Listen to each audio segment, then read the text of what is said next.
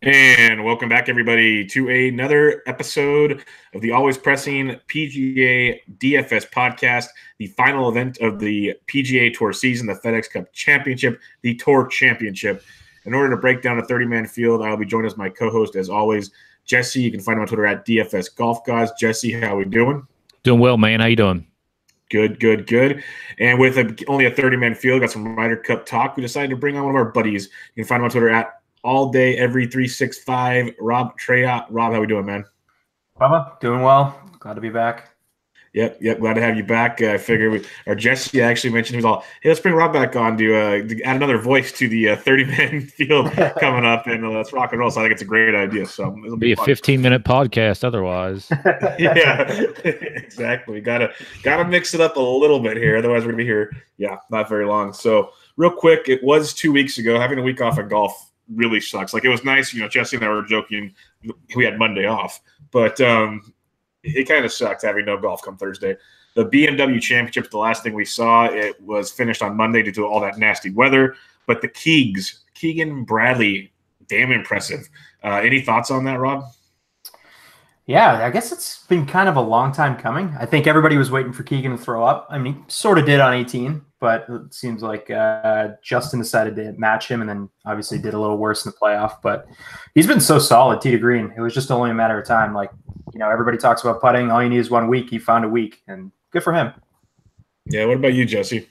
Yeah, well, you could kind of see it coming. I mean, the week before he was leading going into the final round there and just played awful. So, the form was there coming in for him. One thing I do want to mention, though, is how awesome it is to be a professional golfer and just hit it off of grandstands. How many times have you guys hit it over a green and you're like 150 yards past the green going, what the heck am I going to do now? Well, I mean, like twice. It was twice. Justin Rose did it, and then Keegan did it as well. I mean, it's, obviously they're still head and shoulders above anything I've ever. Well, ask Brooks how that felt at the U.S. Open. Right. Well, I mean, it happens all the time, but it must be nice. Or just hit it off a dude's foot or whatever. I mean, it's anyway.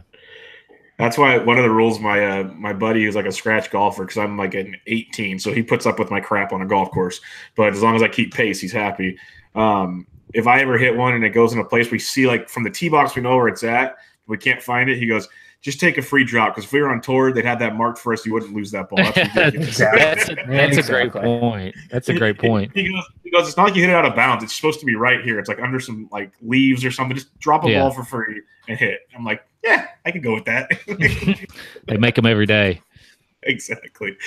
But any other takeaways? Because the one thing I did notice about Keegs that was really interesting on, I think it was Saturday, he holds a par saver on the last hole to, I believe, be tied for the lead or one shot off the lead. And he was fist pumping because that par, if the tournament would have ended after that round, he would have been in the final 30. Literally being in the final 30 now, being this week into the Tour Championship, he's now exempt from all the majors next year. He can go anywhere he wants to play. These are things he hasn't been able to do in like 5 or 6 years, I guess. So you could see how much he was watching that scoreboard. Like, he was jacked. And Spieth is a whole other story. But, yeah. Yeah. But we'll see how that all goes. Let's talk Ryder Cup, though. We have the captain's picks are in. Before we get to the captain's picks, we know Tiger is supposed to be a vice captain and whatnot. I want to get your guys' opinion. We can go with Rob first and then Jesse. But the U.S. is led by Jim Furyk. We knew that. We got David Duval, Zach Johnson, Matt Kuchar, DL3, and Stricker as vice captains. I don't see an excitement level with the captains here. Do you guys see something? They're like the most stoic group of guys I've ever seen. They are the definition of locker room guys, I think, right, at this point. So, I mean, DL3 has been there twice as a captain, so he's definitely going to have the experience. They're definitely emulating the whole European strategy of getting vice captains that are going to eventually roll up to be captains. And clearly, with Stricker, was he the President's Cup captain last year? It sounds familiar. Jesse, you might know. I'm not sure. Whatever. Yeah, the thing that doesn't matter. Whatever. The Ryder Cup's all that matters. And then obviously you see Cooch was definitely going to be the guy. And then, Finau and Bryson, the way they push the envelope, like he's not going to make it, especially the way he played down the stretch. So pretty excited. I mean, those guys are going to be relatively calm. Going into Europe, that place is going to be electric. And, it's been a long time since the U.S. have won on European soil. So I know Phil's mentioned it before that he wants to go get a title over there, and I think it's going to be a really fun 3 days. That's for sure. Yeah, Phil and Reed, those guys are already pumping up the talk, so it's going to be a lot of fun. Jesse, what's your thoughts on before we get to the captain's picks, that group of captains? Yeah, whatever. That's fine. They're a bunch of guys who have played on Ryder Cups, and so they have that experience, and they know and what it's going to be like, and can prepare the guys like, the rookies or whatever. So I've got no issue with it. I mean, they're kind of boring guys, but what are they going to be doing? They're going to be walking around with sunglasses and clapping their hands. I mean, what else do they do? I don't know. Do you guys know if they do actually have another role besides, like, if somebody gets injured, can any of those guys step in at all? Because I know I was wondering if ZJ and Kuchar would be those guys. That's why That's why I was curious when I saw these guys that were almost on the team to be vice captains. I was thinking maybe like they're alternates. I couldn't tell. Yeah, because, I mean, you figure Ricky with his oblique would be really interesting if he tweaks something. And then you have Casey on the European side, too, with a bad back. So there's risk out there. I just don't know if those guys actually fill in or not, because I don't think it's ever come to that point. Yeah, I'm not sure either. Yeah. All right, let's talk captain's picks. Tiger and Phil and Bryson were announced after Bryson won yet another tournament. And then after this last weekend at the BMW, Tony Finau got it, and Xander Schauffele made it very, very difficult for Furyk to make such an easy pick, because if Xander wins that tournament, I'm concerned he might have went there. I always wanted Finau. I'm pretty sure Jesse always wanted Finau from what we've talked about on the show. So these were the four that made the most sense. You guys got any thoughts on these? I mean, nothing surprising, obviously. I think Phil, you could have had like a little disagreement, but obviously he's going to go. He wasn't playing great. And then he had that awesome Monday over here in Boston. Finau has been solid all year. Bryson obviously winning twice in the last 3 weeks. Like, if Europe is going to try and say like, oh, your worst players are Bubba and Webb, fine, great. Like, I'm going to take the guys that are playing the best in the world right now, and 3 out of those 4 are. So yeah, I'm super excited to watch Tony Finau play golf in a Ryder Cup style event. I think it's going to be a lot of fun to watch him. So that was a great pick, and you can pull, you can make a case against Phil, but he's got lots of experience. His record's not that great, but sure, yeah, got a lot of experience, and they're going to be playing in a hostile, super hostile environment. Yeah, experience is going to play a big factor, and you said it's a road game. Like, it's going. I mean, it's like having your Kentucky boys going on the road in a hostile SEC environment. This is what's about to take place every week. It's every week for us, though. It's everybody's Super Bowl. So this is the Super Bowl of golf, right? I mean, it really is. Much. It is. So this is it. And especially after what happened, in recent years, and in particular over here, I've already heard some chatter about the Euros thinking that we acted like donkeys. So I can only imagine what it's going to be like when we get over there. Yeah, it's going to be electric. Let's talk about the Euros, as Jesse and I have a plan in place to do a big breakdown of the Ryder Cup in the coming weeks. So we'll really dig into the picks then. But the Euro captains picks are in. And Rob mentioned Paul Casey makes the team, and we love Casey. He's done great this year. He's kind of floundered of late, but it could be the back. Sergio, it's got to be on experience alone, because his game is not there. And they got Ian Poulter, who's just a bad man. And then Henrik Stenson, who, I take Henrik on my team almost any day of the week. Jesse, what's your thoughts on these 4 guys? Because Sergio, it's almost like a grandfather pick, it seems like. Yeah, I don't know what the Sergio pick was about. I mean, he's like, it's similar to Phil, but way worse in form. I mean, he's not had it in a long time. And personally, if I'm I'd rather have Thomas Peters most likely. I mean, I know he's not playing great, but he has a really, really good record on match play. So other than that, I think they did fine. So it's going to be great. I can't wait for it, man. It's going to be so much fun to watch. What about you, Rob? Yeah, I agree. I think, I think just kind of a course fit at this point. Peters being a long bomber, the national course in France, more of a ball striker. So hopefully Sergio finds lightning in a bottle, but you can kind of see it's kind of the old guard. All of these like captain's picks is where it's different, I guess, outside of Phil and Tiger there. it might be the kind of like last stand if you look at it with those 4 captains picks, those guys not exactly playing the best out there. And you look at names like Noren and Olsen and Hatton kind of getting their first crack at it here. And I don't know, it'll be kind of interesting to kind of see what Thomas Bjorn throws out there for teams. I think obviously he's going to ride Poulter, but if you see Sergio out there in more than one team match, I think there's going to be issues for them. So. Yeah, you'd imagine Sergio and Rom, the 2 Spaniards, go together just because that seems to be a Euro trend of keeping these guys tight. But we'll see. It'll be really, really interesting because this is hard. As much as we've dug into the golf season now, there's a lot of guys I like on this Euro team that's going to be hard to root against for a weekend, but I think I'll be able to figure it out. I think I'll make it work for one weekend. We'll get back to that in a couple of weeks. Let's talk the Tour Championship now. 30-man field, no cuts. Let me give you a few scenarios. PGAtour.com's got some scenarios on who's going to win. Bryson DeChambeau, if he wins, it's his. That's common sense. He should already get it for crying out loud after winning 2 of the 4 events. But that's another story for another day. If Justin Rose wins, it's his. If Tony Finau wins, it's his. DJ and Justin Thomas. So those 5, if they win, it's theirs. But once you go down, you got to have a lot more involved. And I won't go over all 30 players. But go to the PGA Tour website. They literally have scenarios like for Cam Smith, if he wins the championship and then the number 1 ranked guy finishes in a 3-way tie for 4th or so on and so forth, it has scenarios for the entire situation. So it's very interesting. Here's one I will break down for you, though.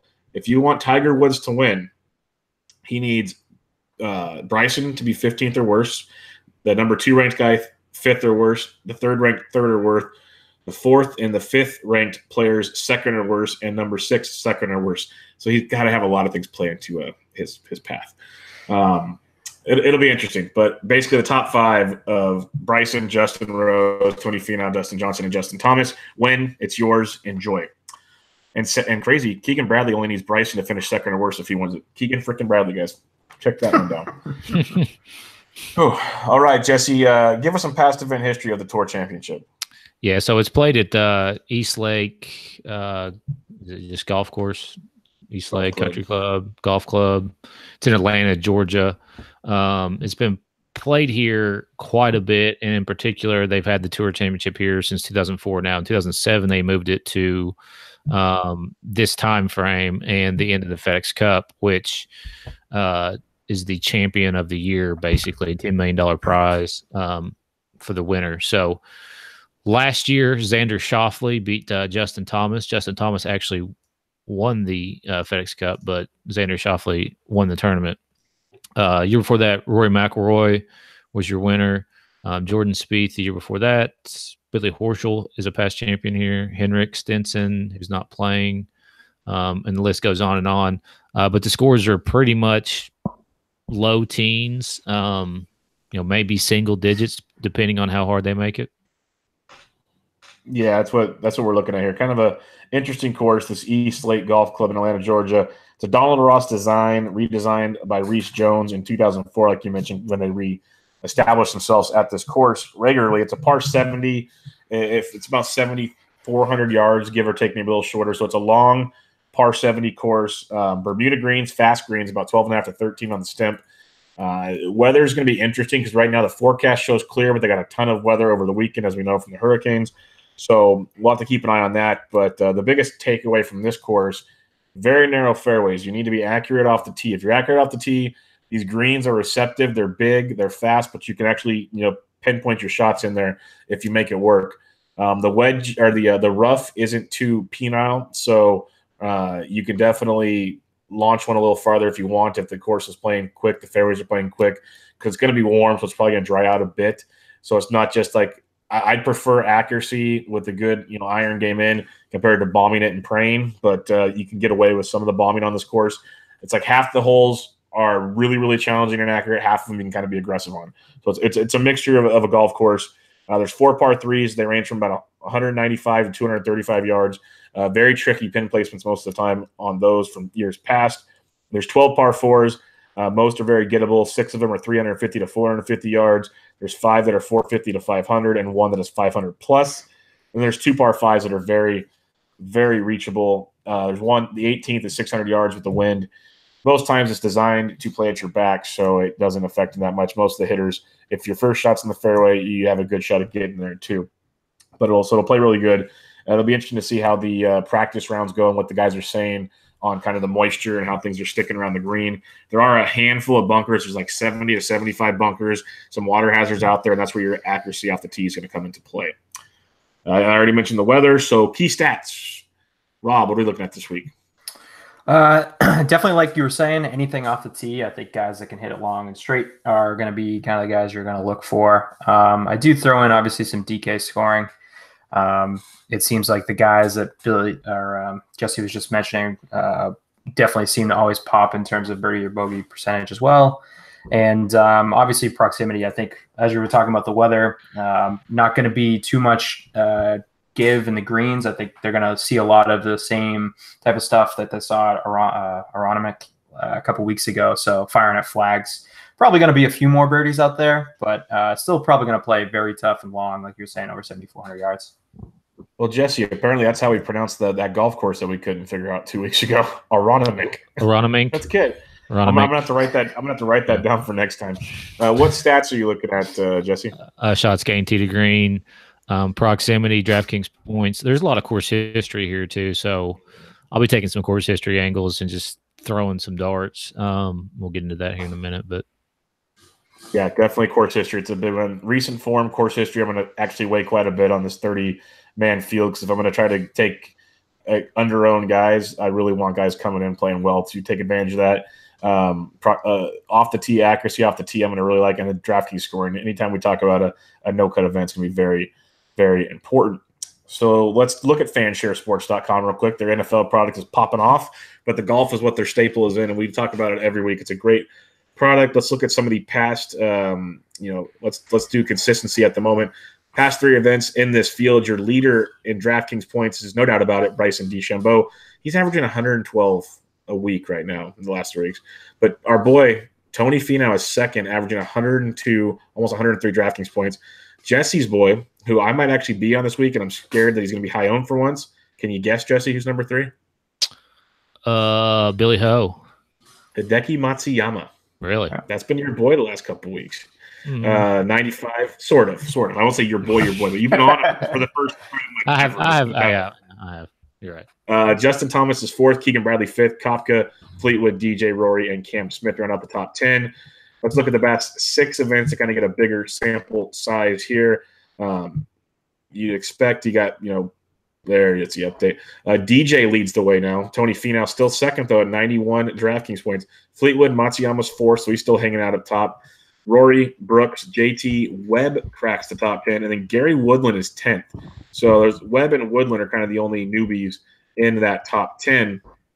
When we talk about kind of course correlations, one we've mentioned that is a Donald Ross design is the Wyndham Championship. Only 3 guys in this field played there this year. And Webb Simpson, 120 DraftKings points as he won the thing. Hideki, almost 99.5, almost 100. And then Billy Ho, 94.5. Billy Ho plays very well at these Donald Ross courses. And then Rob was telling us pre-podcast, Ben Coley, a guy that's really, really good in the golf world, was talking about a comparison to the Greenbrier. So we decided to look that up real quick.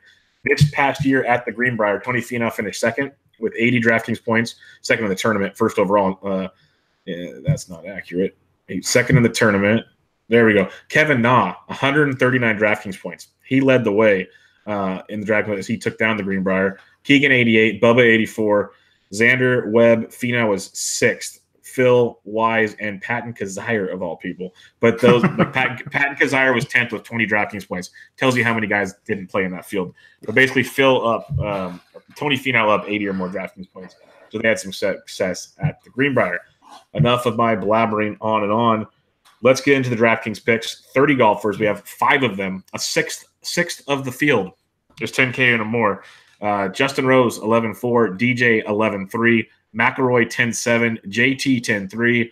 Brooks, 10,000. We'll kick it off with you, Rob. Who do you like? If you had to pick, well, give us your takes, but give us your top guy in the 10K. Oh, obviously with the pricing this week, you could probably get 2 of these guys in. Especially if you're a Kevin Na fan, we'll talk later. But I'm gonna lean DJ this week. I think he's been quietly under the radar, I guess, if you would say. He hasn't really. No concern about Paulina, huh? Not really. That's just kind of DJ. I don't think he cares at all. You're probably right. Tiger doesn't care either. Yeah, exactly. I mean, DJ didn't play well here last year, but he also putted atrocious. He's got a fifth, sixth the previous 3 times he played here. Wet conditions, he just plays better. I think something else that went under the radar this week, he actually fell to 3rd in the golf rankings, world golf rankings. Brooks now is number 2. I think he wants to get back to the top and find some form going into the Ryder Cup. He's going to be leading the team, right? So I think he's going to try and put a stamp on it pretty early in this one. And, I think he's going to be the type of guy that comes out and starts firing early. I think he's a definite first-round leader type of bet for sure, as well as obviously a winner. I like that the breakdown there a lot. Before we get to your picks, Jesse, Rob, can you let us know, because I didn't click on the link, but I saw somehow without playing any golf over a week, JT went from 1st to 3rd and Brooks is number 1. Is it just because they knocked out an event over a year ago or something? Yeah, 2 years ago. Yeah, essentially. Okay. I was wondering, I'm like, that makes no sense, but gotcha. Okay. I figured it's something simple. I didn't have to read it. I figured it out just like that. Jesse, who do you like up here? Well, yeah, I mean, with DJ, I think personally something like, just my own hunch. This is not confirmed by any means, but I think something's wrong with his fucking head. That's me. I mean, like, he's been weirdly bad recently. And then all this stuff comes out about Paulina and them, whatever they got going on, and him cheating on her or not cheating on her. I don't know what their situation is, but either way, it's weird to me. Myself, I think I'd rather do one of 2 things. Either go to Justin Rose coming off the 2nd, lost in the playoff, probably hungry again to get in the winner's circle, can win the FedEx Cup if he wins this week, or Rory McIlroy. He's got some really good course history stats that I look at, but most likely I'll skip this range altogether because I think that starting lower than this is going to make you different. So for me, it would be, Rory number 1 and then Rose, just especially from a ownership standpoint. And ownership this week is, one of those things you really have to look at. Yeah, we'll definitely kind of after we go through all the picks, we'll go and talk strategy real quick, just because there's a million ways to milk a cow and there's a million ways to play this. But the 10K and above, you can't go wrong. Like we say a lot of times with these guys up here, they're the best for the reason. But if I have to pick one of 2, I really, really do like Rory McIlroy. I've kind of been on the last few weeks. The course history really plays out. But we just talked about FanShare, and I've been using them a lot lately for football and golf. And I'm going to really use Logan's ownership rankings on Wednesday for this, because I either want Rory or I want JT. And if they're both chalky, I'll just pivot off them completely. But JT's been coming in way low owned lately in this upper range. Like, he's usually one of the lowest in this upper range, than him and Rory. JT, a 2nd here last year, a T6 is other showing here. He's coming in really, really good form. You mentioned Rory McIlroy with his course history. I like both these guys a ton. It's going to be strictly a ownership deal coming up top here. And I am intrigued once I start building more, like Rob said earlier. You might be able to fit 2 of them in here and differentiate yourself that way. Because the top 30 in the world, anybody can win this tournament. It wouldn't shock you. Yeah. Be really, really different. So I'm going to go between Rory and JT, and it's going to be strictly an ownership deal. And if you want an answer, join us on the Slack chat. You might get a free ownership ranking there. But that's where I'll be on Wednesday night. All right, let's drop into the 9K. We have 2 golfers. 2. Tiger Woods, $9,500. Ricky Fowler, $9,100. Jesse, do you want either one of these guys? I'm assuming so, since you're not starting 10K and above. Yeah, I do like Ricky. Obviously, he said last week that he was fully healed up and ready to go. Finished 8th in the event. Played pretty well for the most part. Tee to green. His putter was working really well last week, so he's the guy for me here. I'm not really feeling Tiger. What about you, Rob? Oh, I'm taking Tiger. Let's get crazy, right? I mean, he actually found everybody else. Yeah, exactly. That's part of the problem, right? So, I mean, he found his driver last week. He gained strokes for the 3rd time, or 3rd tournament in a row off the tee. He actually took length off, so he shortened his driver. He's actually not hitting the ball as far as he was, and he's sacrificing distance because he's the best approach player in the game right now. I mean, the way he hits his irons is kind of ridiculous. So once he figures out how to deal with putters, I don't know, his whole like love-hate with his Scotty at this point is kind of weird. But yeah, I mean, I think Tiger wants a win. He would love a win. I think everybody else would love a win at this point. And I feel like at a tournament like this where you have the best players in the world, why not go and showcase that? And he's the type of guy that he shows up for these events, especially with all the guys around. And he's going to look for more form going to the Ryder Cup. So he's pumped to be back, especially seeing this place again. No, I don't hate that at all. We root for Tiger a lot on here. With me, it's just I'm probably not going to be on him the first time he wins, just because so many people are riding that bandwagon. I don't hate it. Like, you just make yourself different elsewhere. We talk about it all the time. Quick draw, real quick. Rob, what % ownership do you think Woods is? He's gonna be close to 20. He's gotta be. If you're gonna be like Jesse and you're gonna skip the entire top, you have to start with Tiger or Ricky at that point, right? And what about you, Jesse? Yeah, I would say 25 to 30. I mean, there's going to be some uber chalk in this field because there's only 30 guys. It's going to suck. Yeah, I'm just curious. He's going to be one of the guys up there. I definitely think so. For me, I'm going to go Ricky Fowler if I go up here at all. Jesse, you hit on a lot of it. The way he played last week. I was listening to a interview with, I believe it was a swing coach or one of his coaches, and they loved the fact they were breaking down his swing, how he took a lot out of his swing because of his oblique. And it's the old story of guys giving me crap on the course all the time because I don't hit it as far as everybody else, but they like my smooth swing, and that's what keeps me in the fairway. Ricky was literally, taking an extra club instead of trying to be a monster and hitting with the smoother swing, and you could see how much more accurate he was, no pain. There's a lot to be said about that, just finding your golf swing. I think that could play really well for Ricky and really help with not spraying it all over the place, which we already mentioned is very important at this course. But yeah, we shall see. Ricky Fowler would be the guy for me in this range. $8,000. Matsuyama at 88, Finau at 86, DeChambeau at 84, Molinari at 82, Jason Day at 8,000. Personally, if you just want to go Molinari and through Matsuyama, all four of those guys, and start building, I have zero problem with that at all. Zero problem. That is a very interesting lineup. But Matsuyama, I will be on him. We talked about how, recent form here in T26 last year, but fifth the year before. He's coming in really good form, period. We talked about his DK scoring. Has been off the chart. His iron game is finally consistently locked in right now. Jesse has made me a believer with what he's talked about the last few weeks. I will be going to Tony Finau. It is a no-cut event, so Finau will be on my team. Scary part is this might be like a 50% owned Finau, if not more. That is terrifying because at that price point in a field like this, it will be interesting. I love Bryson DeChambeau at 84. I'm 8K range. I'm not even joking here. I think a guy that's won 2 out of the last 3 events at $8,400 is criminal. I think that's disrespectful beyond belief. At least put him next to Tiger Woods, if not in the 10th. He's earned because the fields he's winning in have all these guys in it. Like he's played with these guys. I don't know how they can put him at $8,400. This is ridiculous. And then Molinari at 82. Talk about tee to green, irons. Molinari fits that profile to a T. So all 4 of these guys, again, it'll come down to ownership. I'm going to go Finau right now. If I had to rank the 4 of them, I go Finau, Molly, Bryson, and Matsuyama, but it's like picking at straws right now. Very, very tight. Rob, what do you like in this 8K range? Yeah, I think if you play that ownership angle, Bryson's kind of an interesting case because he has no course history. He hasn't played here before, but it's tough to go away from the fact he's won 2 of the last 3 events, and if he pretty much doesn't oversleep his tee time, he's probably going to win this thing. Especially with some of the folks at the bottom of the tournament. The interesting guy, I think, from an ownership, and I'd be interested to hear what you guys think, is Jason Day at 8K.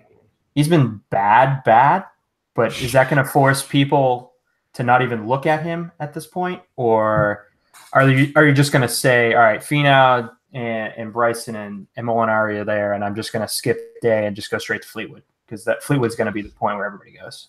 Yeah. I would definitely go, that route. And I'd say most people will as well. So he's probably a decent ownership play. I'd say he's going to be skipped over quite a bit. Yeah, he should be. He's got really good course history. And, as bad as he's playing, he's still basically T20 and everything or better. And he's 8K now. So he doesn't have to win it. Ideally, 30-man fields, you want guys like all top 10 or something. But at 8K, T15, is not the end of the world as long as he's the biggest thing with this no cut event. But you need birdies, and birdies. That's what you need. So can they give you that? But he'll go low owned. You're right. He might be the only one of the few, like one of the 5 guys that's like less than 5% this week. Yep, agreed. What about you, Jesse? The 8K. So on Hideki again, Finau is going to be probably the highest owned in the slate. I'm with you on Bryson. I mean, that price is just way too low. I don't know if the general public will hop on that or not. I don't know if the general public's even playing this week, but 8,400. I mean, I think that, like you already talked about, Bubba, Fowler, Hideki, Finau, Bryson is a good place for me to start, and we'll talk about some guys down low that you can fit in with them, and also how to make that try to be a little bit different in a little bit as well. But yeah, I mean, Franny, I'm not on. Day, like we just talked about with ownership perspective, I could see playing him, but he's like almost last in everything I'm looking at in this field, so I don't know that I want to really mess with him because the top 20 here gets you nothing. Yeah, he needs. As I'm saying, T15 or better, you can kind of sleep with. But man, 30-man field T10, that's a third of the field. Quick math. I mean, you're gonna have to have you're gonna have to have the winner and second and third, and probably everybody else inside the top 10 at least in order to win big time money this weekend. And you might be duplicated unless you get different, So. Yeah. All right, let's jump into the 7Ks. Where for once, Jesse, this has to make you so excited. We have 6 players in the 7K. Fleetwood, Rahm, Webb Simpson, Billy Ho, Cantlay, and Schauffele. Rob, who you liking in the 7K range? Another group of really talented golfers. Yeah, I do like Fleets. Obviously, at 7,900. That's just kind of ridiculous. Rahm has played like crap again. He hasn't really shown any sort of form since the PGA. He's not hitting it well off the tee, so he might be a guy people stay off of, especially, I don't know. He played well. He played well last year, but he was also playing well at the time. I think everybody's going to be around the Simpson-Horschel group there. Billy Ho obviously is hot. Also might be, if he wins, it's the second time he won this tournament and not on a Ryder Cup team, so interesting angle there. And they, even after they named the rule after him still not getting here, I guess. And then I think Xander won the thing last year, and he's sitting at 7K, and he played well again last week. Like, that is a pretty egregious price miss there. Yeah, it's pretty wild. Jesse, what are you looking at in the 7Ks? Yeah, there's only 2 for me here: Fleetwood and Billy Ho. I never get Xander right, but I mean, again, with John Rahm, he's got the same. It's the same type of thing as Jason Day. That price is just way down there. The dude makes a lot of birdies. Now, there's a good chance that he breaks his putter over his knee, and he's putting with a 60-degree wedge for half a round.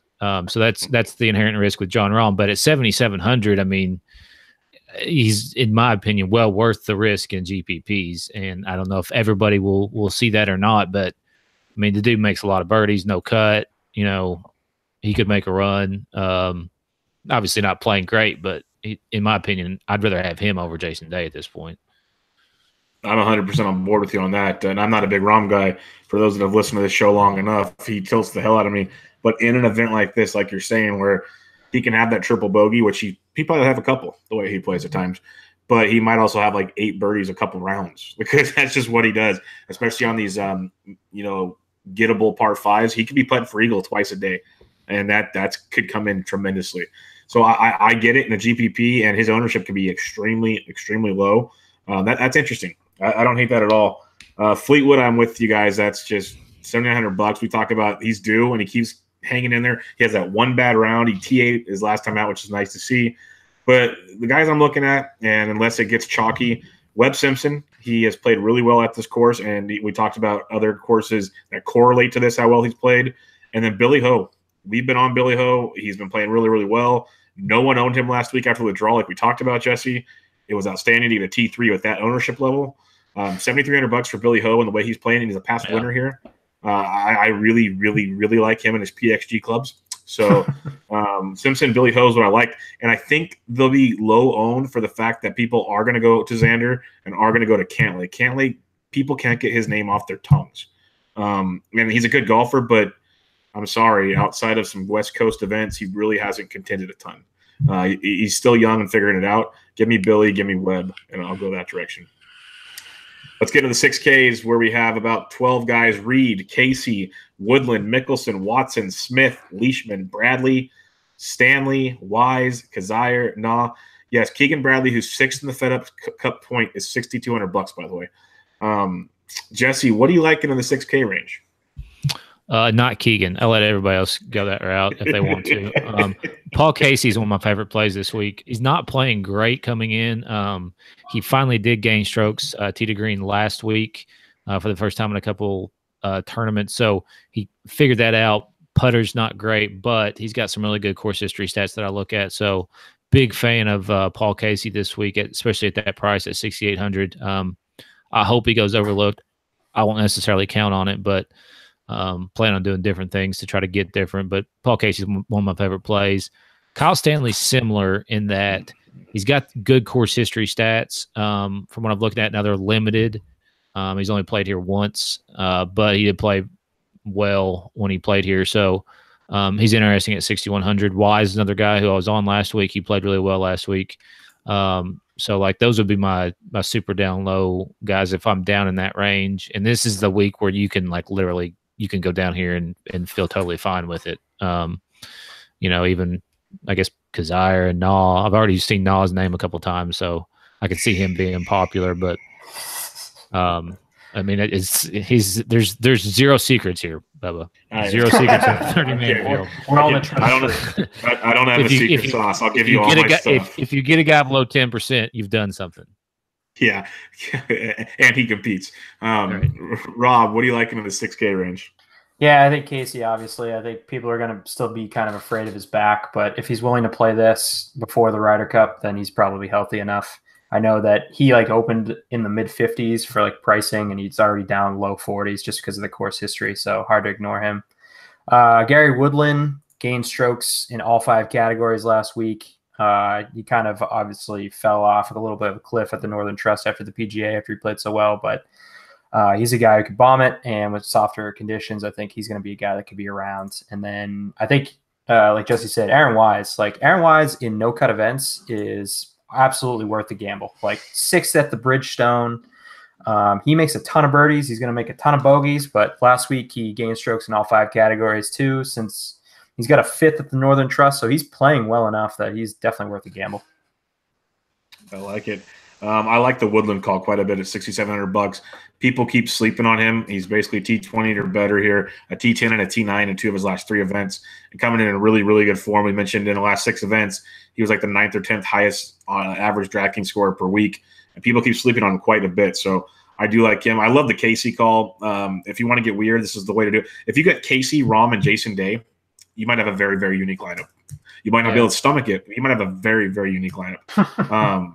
So Woodland, I really, really like Kyle Stanley. Again, we've talked about a lot of these courses recently, these par 70s, where you need to be accurate off the tee, and we've seen him compete very well at these types of courses. So I like Stanley quite a bit. And then Kevin Na, if he's heavily owned at 6K, I'm not going to do it. I'm not playing a chalky Kevin Na. I will not. But if he isn't chalky, I do like – and I'm talking if he's even 20% or less, that's not chalky to me in this field. I'll look at Kevin Na. So because tee to green even scoring lately, he's been lighting up courses where he can wedge it in or at least a decent iron in. I like not quite a bit at $6,000, but I think everybody else will also, unfortunately. All right, that takes us through the 30-man field. Let's get a little different with it. Let's top contrarian plays. We'll kick it off with you, Rob. Who do you think will be the top contrarian? Not for you per se, but going over the 30-man, we named off some guys. Who do you think will be the most contrarian play on the board? I'm going to go – how about Patrick Reed? Nobody mentions him. He's under 7K. You have Casey, Woodland, Schauffele, and Cantlay sandwiched in between him. Right before Ryder Cup season, why not? Take a shot. I like it. What about you, Jesse? That's a really good call. He should be low owned. For me, it would be Rahm. If you're trying to get contrarian and want to take a shot, I would take a shot with John. Yeah, you took Rahm, so I'll say Jason Day. I think those two are going to be supremely low owned. I like the Reed call, though. That is I didn't even think about it. That's how Contrarian's going to be. So there you go. That's a really good one because he's right in that mess of players. So yeah, the guys we've been talking about, go with those. Let's talk chalk on the week. We've agreed Finau. We've agreed Fleetwood. Let's knock them off the list. Who do you think the next chalkiest guy is, Jesse? Man. I mean, I'll say I really don't know. Like Finau, obviously, like you just said. Did you say Fleetwood too? Yeah, those two I figure are going to be guaranteed chalk. I agree with that. So I'll go JT as being super chalky. No, probably right, but no. Sadly, I've already heard people picking him to win the whole thing. So yes. Yeah. What about you, Rob? Yeah, I'll go Rory. Like him under 11K is still pretty dangerous in a smaller field, and where he's won here and he played well at the Dell a couple weeks ago. Yeah, you took the guys up top, so I'll take one down below to see how we do. I think Patrick Cantlay is going to be way too chalky down below there. I think he's going to be very, very popular at that $7,100 price tag. All right, let's get to the fun stuff here. Let's talk core players. Give us 2 or 3 guys at this moment you're looking to build around. Rob. Yeah, it'll probably be Rory and Fleets at this point. I mean, there's like, what's your core? This at 30 guys, you can pretty much choose any 2 or 3, tough. Right? So, yeah, I'll go high owned with Rory, and then I'll go Fleets because I think those 2 guys together are going to be good this week and next. What about you, Jesse? Fowler, Decky, Finau, DeChambeau. I like that a lot. I'll either be Rory or JT. I already gave my disclaimer on how that's going to work out. And then Bryson and Billy Ho. Those will be the 3 guys I'm starting with right there. Who is your bust of the week, Jesse? Who do you think just completely ruins people's lineups? DJ.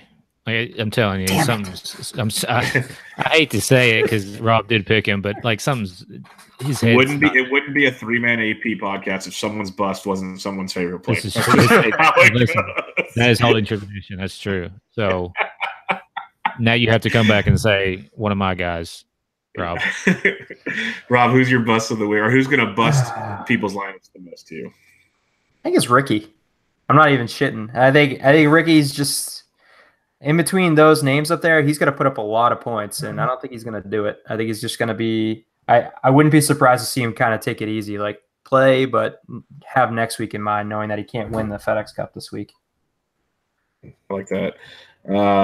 Yeah, I like the DJ call. I'll mix it up, and I'll go Tiger Woods. That's just a guy I just can't do it. I cannot do it with Tiger Woods just yet. I think he wins next year. All right, the fun part now with the 30-man field. Who wins it all, Rob? Patton Kizzire. Are you serious? No. Oh, let's go. No way. He's the only guy over triple digits. He's at 300. The only value. Yeah, that's crazy. Everyone's like 80 or below except for him, 300. Yeah. I'm going to go Rory. I think he's still – like that. I mean, smaller field. He's still at 9. It's not great value, but he's worth it. He's just too good. What about you, Jesse? Remortgage the house. Paul Casey wins it. Jesse, if you need a place to live, I have a spare room. You got to come to California. Appreciate it. Anytime. All right. For me, I like that Rory call. He's so close to having another one of those W's. I'll mix it up here, and I'm going to go with Hideki Matsuyama. I think he finally does it, and then I'm going to feel so bad when he doesn't because I finally picked him. It's only fitting. The only time I ever played him, I think, was Phoenix. Was it Phoenix he pulled out with the wrist injury? Yep. It's like whenever I pick Hideki bot, he goes to crap. So maybe don't play him this week, guys. I apologize for that right now, but I like where his game's going. If I can't pick Rory, I'm picking Hideki. All right. With that being said, that wraps us up for this week's edition of the Always Pressing PGA DFS podcast. Before we leave, though, let's talk strategy real quick. 30-man field. People talk about leaving money on the table. This might be a week to leave like $2 to $3 grand on the table if you want to get really weird. Rob, what's some tips you have for these degenerates out there today? Yeah, I mean, just don't be afraid to take guys that are probably not going to be in a lot of lineups in terms of like name-wise. Like, yes, you have the top 30 in the world, but, we just mentioned Aaron Wise. He's not going to get touched as much. I mean, we didn't even mention any of the Aussies between Cam Smith and Mark Leishman. Like, you're going to have to take a stab at one of those guys in GPPs. You're going to, like Jesse was saying, pretty much everybody that you need is going to have to finish top 10 to even relatively sniff high price finishes. So I definitely look for, the Wises of the world that need 4 rounds to really have 3 awesome ones guaranteed, like a Fleetwood. It seems like Tommy seems to be really good for 1 to 2 rounds, and then there's one that's just dead. Everybody hopes that charge is coming and Fleets just disappears. So those are the type of guys that you want to look for that can get hot for 3 rounds and maybe just sit around for 1. I like it. What about you, Jesse? Yeah, I mean, the big thing with roster construction is obviously leaving money on the table. I'm talking leaving, like you were talking about, $1,000, $2,000. I mean, if you got a lineup and you think it's good and you're using the full amount, just realize you're probably going to be duped. That I wouldn't necessarily not play it because of that. But like, I'm just starting with the mindset of the guys I select. If I have a bunch of money left over, it just doesn't matter to me. So that's really the only way to get different here, and just hope and pray they all come in the top 6. Mm-hmm. Just remember, the top 29 players and Patton Kazire are in this tournament, so you definitely can have a shot. But I think if you have 49.7 or more, duping is going to happen a lot, because most people just walking up. Most people just walking up and going, "I want to use all my money," and that's why I think it's starting in that 8K range and not even going above that. It could be really interesting. Especially in like the really big GPPs. It's not going to be as much. If you're playing cash, you probably need to find like a gambling anonymous meeting. But if you're playing cash this week, it's not going to matter as much. If you're playing small GPPs, it won't matter as much. But just talking about large field GPPs, $100,000 up top kind of thing. Yeah, this is a week to go like single entry, 3 entry max if you don't want to like really go crazy. If you want to go for the gusto, more power to you.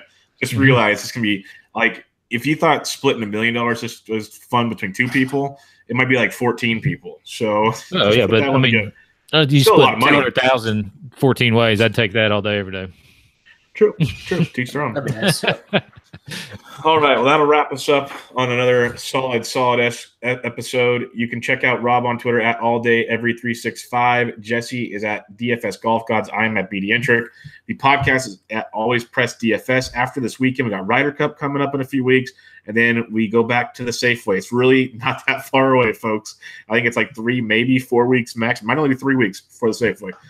So get ready, get locked and loaded. We'll be back with the swing season. But thanks for listening. This is the Always Pressing PGA DFS podcast, your Tour Championship preview edition.